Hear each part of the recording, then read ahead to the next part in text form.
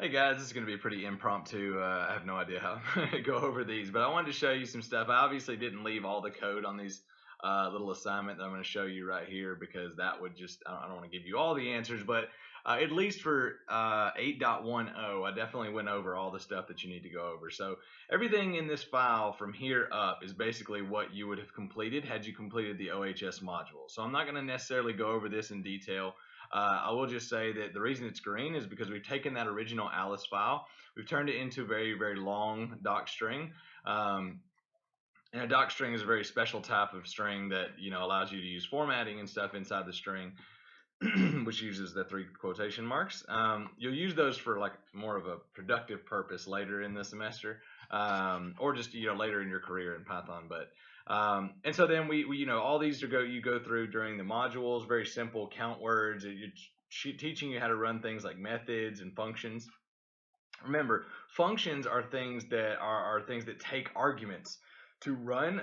For example, like I'm trying to think of a good one. Print is a function. Print right here is a function. The argument is whatever you put in between the quotations, and then it would actually print that out to the console. A method is something that you can run off of a variable. So, like for example, Alice dot count is a method that you can run on the Alice variable. So they're very different, but it's just really in the way that we access them. So from here down is where the add-ons start. So I'm going to show you one example of each of the add-ons, and from here you should be able to derive how to do the others.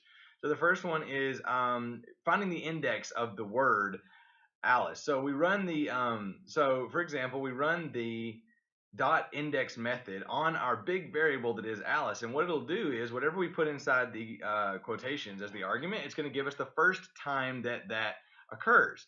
So it will look through this and it'll go through it, and once it finds a pair of strings that matches the strings that you put inside the quotations, it will give you the index back. I mean, this is obviously huge, but this word appears very quickly. You could change this to pretty much anything you like. You could change this to a period, and it would tell you when the first period was, how many steps into the paragraph the first period was. All right. The next thing that you would want to look is the count method. So the count method works exactly the same way. We have dot count. We run it off the variable that we want to look in. We put dot to access the methods inside that variable. We put count because that's the name of our method. It's a built-in Python method. And then we put our argument inside here. So this is what word we're wanting to count. So we put Alice. It'll tell us how many times Alice appears in this paragraph. And remember, it's this set of strings. So if we change this to a lowercase Alice, it would probably bring back 0 because it uses a capital all the time. So remember, this is case sensitive. It will match exactly what you put inside the quotations, which is probably one of the reasons you're having trouble with some of your finding some of your indexes and things. It's 100% case sensitive. And then the last one is replace. Replace is a super easy method to run as well. It's accessed the same way. Alice is the name of our variable. Dot to access. Replace is the name of the method. And then it has 2 arguments. That's the only difference. And arguments are always separated by a comma. So the first argument is the word that you want to replace. And then the second argument is the word that you want it to be replaced by. So if I were to put, I could put a period here. All right, inside here, and then I could put a comma here, and it would replace every single period inside here with a comma instead of a period, which obviously you probably don't want to do that, but that's an example of something we could do with a replace function. Okay, so using those 3, all you have to do is do this again for 2 more words. You do the count for 2 more words, and then you'll replace 2 other ones, and then 8.10 is finished. So that one's pretty easy. So now I couldn't figure out a way to show you the Humpty Dumpty one without showing you all the code, but I don't want to show you all the code. But I do want to say the first that you'll start out is the same as the last one, just turning Humpty into this very, very large piece of code. And then I'm going to show you the examples of the functions that you'll need to complete this. So the first one is count. So we just talked about this one in the Alice one. And it looks more like this. So your var name goes here, and this is whatever your variable is. In this case, it's called Humpty. But if you want to use a different story or something, you could do that. But your variable name, the dot accesses all the methods that are inside this variable name. Count is the name of our method.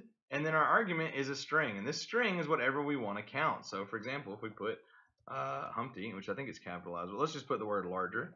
All right. If we put larger in here, it'll count how many times larger appears in our big string. Okay. The next one that you'll probably need is replace. So we just talked about this one as well. But remember, again, it's the same thing. It just has 2 arguments. A being what you want to find and replace, and B being what part of it or what you want to replace A with. So it would look in here and it would find every instance of A. For example, the first one happens here in larger, and it would replace that with B. Okay. And then the next one is indexing. So indexing is the big one as well. Var name dot index A. And I want to pull one more piece of code for you to show you, and the one that you haven't. And this is called this is the splicing and striding. And I know that this was this is kind of complicated, but I'm trying to type it out for you. So let's look at striding. So striding is probably the most complicated. We know about like splicing, for example. If you want to splice, you're just going to put in your var name.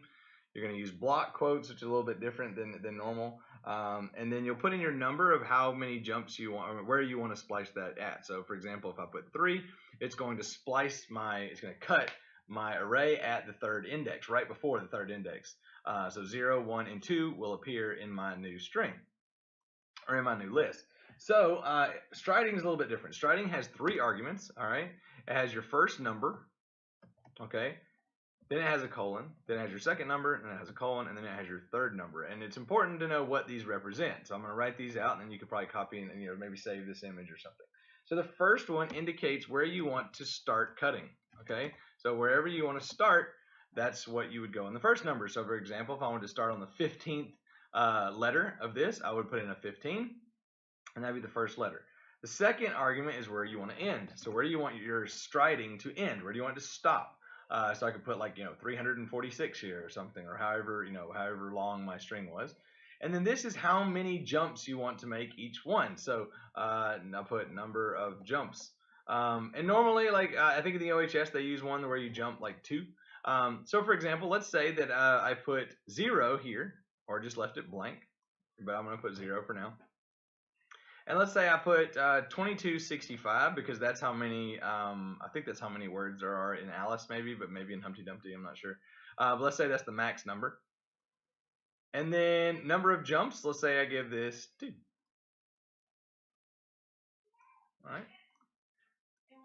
Now if I print this out, if I were to go to print and print this out, and let's say this is Alice because we were working with Alice earlier, okay?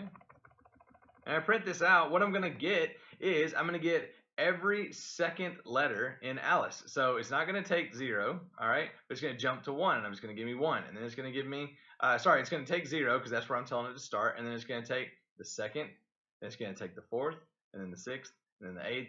And it's going to take all those letters, and it's going to put them into a new string, and it would print them out every other letter, okay? So it's very important.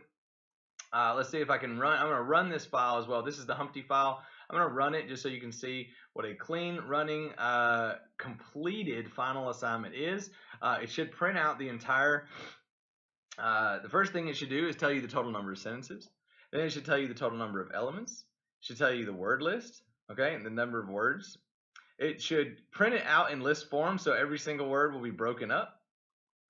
It will give you the word count for Alice, the word count for 1, for fish, for Humpty Dumpty, and Alice first appears in the text at index 583. All right, so that's what it should look like once it prints out. If you don't have any of these specifically, please reach out to me. I will definitely give you help, send you out a specific function that you may need, but hopefully most of these functions that we just went over are what you need to do each of these. But like I said, reach out to me if you need help. We can get into a one-on-one session, or I can try to send you another video. Thank you so much for watching, and I'll see you again in the next video.